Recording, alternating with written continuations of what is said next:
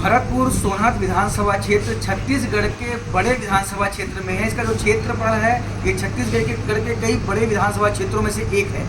यहाँ के जो विधायक हैं रेणुका सिंह इस समय यहाँ की जो है कमान संभाली हुई हैं और लगातार क्षेत्र का दौरा कर रही हैं। इसके पहले उनको प्रेमनगर विधानसभा का अनुभव था। सरगुजा लोकसभा की सांसद होने के नाते वहाँ के उससे रूबरू थी। लेकिन हम उनसे जानते हैं कि भरतपुर सोनहत विधानसभा में लगातार दौरा कर रही हैं। इस क्षेत्र को आप किस रूप में देखती हैं? लगातार आपने देखा जैसे आपका अनुभव था प्रेमनगर और सरगुजा का, इसको आप कहाँ पाती हैं? भरतपुर सोनहत विधानसभा क्षेत्र भौगोलिक रूप से काफ़ी बड़ा है और जंगल बहुत अधिक है, जनसंख्या कम है। और मैं इस बात को मानती हूँ कि यहाँ पर अभी कई प्रकार के विकास कार्यों की आवश्यकता है। तो चुनाव के पूर्व भी मैंने इस क्षेत्र की जनता को आश्वस्त किया था, आज भी आश्वस्त करती हूँ। अभी तो मैंने विकास की शुरुआत के लिए किया है, अभी मैं दौरे कर रही हूँ। जनमन योजना के माध्यम से हमारे इस भरतपुर क्षेत्र में 25 रोडों की स्वीकृति हो गई है, उसका टेंडर लग चुका है। कटोतिया से लेकर डोगरी तक हमारी 127 किलोमीटर ये लंबी रोड भी स्वीकृत हो गई है। चुनाव के समय मैंने चांग मखार को जिला बनाने की बात कही है।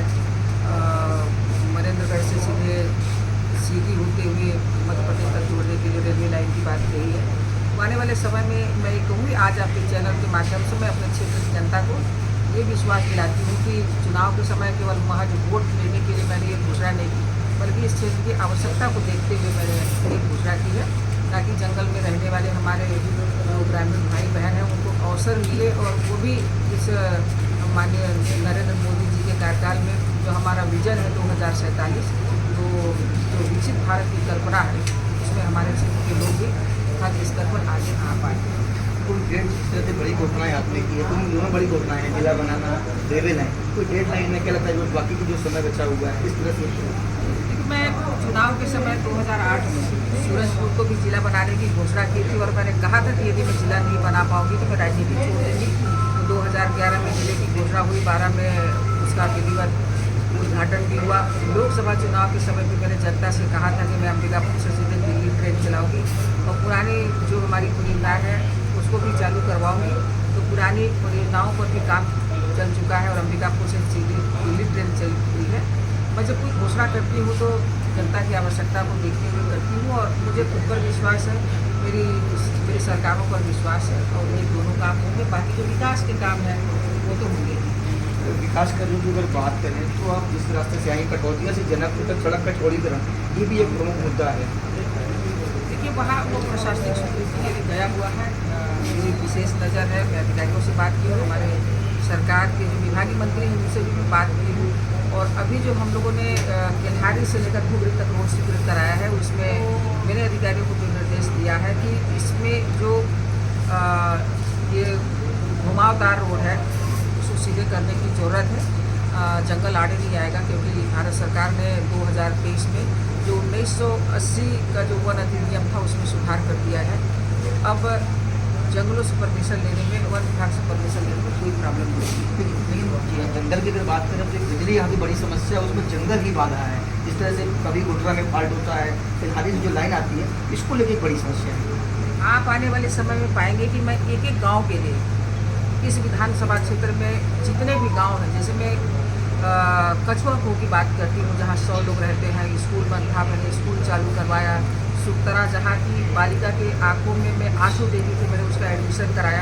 तो एक एक गांव में कहाँ पर लोगों का जीवन स्तर किस तरह से, उनके पास रोजगार के क्या साधन है, इस गांव में विकास के क्या काम कर रहे हैं, तो एक एक गांव के प्रोजेक्ट मैं बनाऊंगी। ये केवल 8 महीने हुए हैं अभी मुझे विधायक बने हुए, सरकार बने हुए। मुझे सीखने की कुछ भी ज़रूरत नहीं है। मैं फंड को भी जानती हूँ, स्कीम जानती हूँ, किस प्रकार से हमारे प्रपोजल राज्य सरकार के माध्यम से भारत सरकार के पास पहुँचेंगे और स्पेशल इस विधानसभा क्षेत्र के लिए फंड आएंगे। तो पैसे की कोई कहीं कमी नहीं होगी। मेरे पास अनुभव भी है और हमारी डबल इंजन की सरकार है। ये डबल इंजन की सरकार है, पैसे की कोई कमी नहीं है, लेकिन जनकपुर को कोटा को का मुआवजा कब तक आप दिलवा पाएंगे? देखिए वो मुद्दा बार बार आता है। आप मुझे कुछ महीने तो बस क्षेत्र के लोगों से बोलिए कि कुछ महीने का मुझे समय दीजिए। जितने भी प्रॉब्लम हैं, चाहे उसके लिए मुझे कुछ भी संघर्ष करना पड़े, मैं करूँगी और हमारी सरकार के माध्यम का जो मुआवजा राशि को दिलवाऊँगी। और जो जनकपुर के रोड की बात करें तो अभी ये जनकपुर नगर पंचायत बन गया है और यहाँ के विकास कार्य के लिए हम लोग पूरा मास्टर प्लान बना रहे हैं।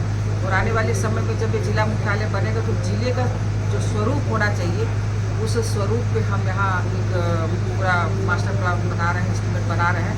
तो इसलिए जरूर देरी हो रही है। बाकी विभाग के लोगों को मैंने कहा है, मैं तो काफ़ी दिनों बाद आई, मैं देखी बरसात में गड्ढे हो गए हैं, वाकई में इसको मिट्टी डालने की जरूरत है। राजनीति की अगर मैं बात करूँ तो रेणुका सिंह ने राजनीति में काफ़ी संघर्ष किया, केंद्र सरकार में राज्य मंत्री तक आप गए, कैबिनेट मंत्री भी आप छत्तीसगढ़ में रहिए। क्या लगता है केंद्र से सीधे आपको विधानसभा चुनाव लड़वा दिया गया?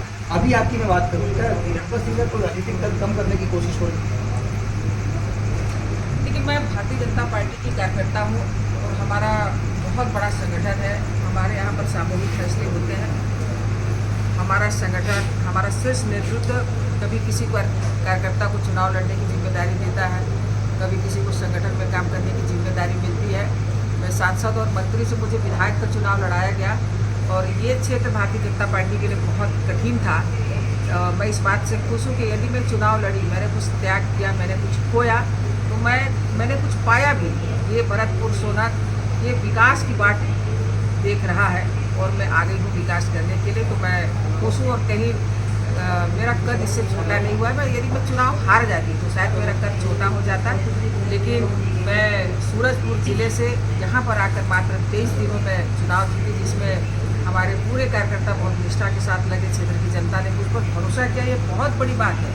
किसी प्रत्याशी पर अचानक जनता भरोसा करे, क्योंकि पूरे छत्तीसगढ़ में मैं सिंगल ऐसी प्रत्याशी थी जो दूसरे क्षेत्र से जाकर चुनाव लड़ी। तो ये जनता का जो विश्वास है और जो मेरा जनाधार है, ये दोनों बातें सिद्ध होती है, जिसका फायदा कार्यकर्ता को मिलता है और मुझे मिलेगा। एक अंतिम सवाल आपसे, राजनीति में आपने बहुत कुछ पाया है, ये अगली बड़ी महत्वाकांक्षा क्या लगता है और क्या कुछ होना चाहिए, क्या कुछ बाकी है?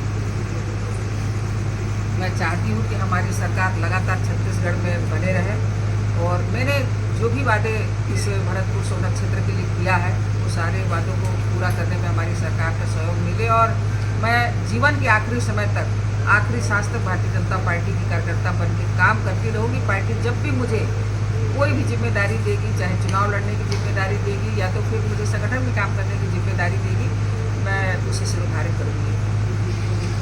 तो ये थी रेणुका सिंह, भरतपुर सोनत विधानसभा की आप विधायक हैं। इन्होंने हमारे तमाम सवालों के एकदम विभागिक से जवाब दिए, उन्होंने स्पष्ट जवाब दिया और साफ तौर पर उनका कहना है कि जो भी वायदे मैंने जनता से किए हैं वे आने वाले समय में सभी वायदे पूरे किएंगे और पार्टी ने मुझे बहुत कुछ दिया है और जो वर्तमान में मैं विधायक हूँ, इस काम से मैं संतुष्ट हूँ और पार्टी में मैंने केंद्र सरकार में मंत्री तक का सफर तय किया है और आगे पार्टी मुझे जो भी जिम्मेदारी देगी उसे मैं बखूबी निभाऊंगी। सतीश गुप्ता, IBC 24, जनकपुर।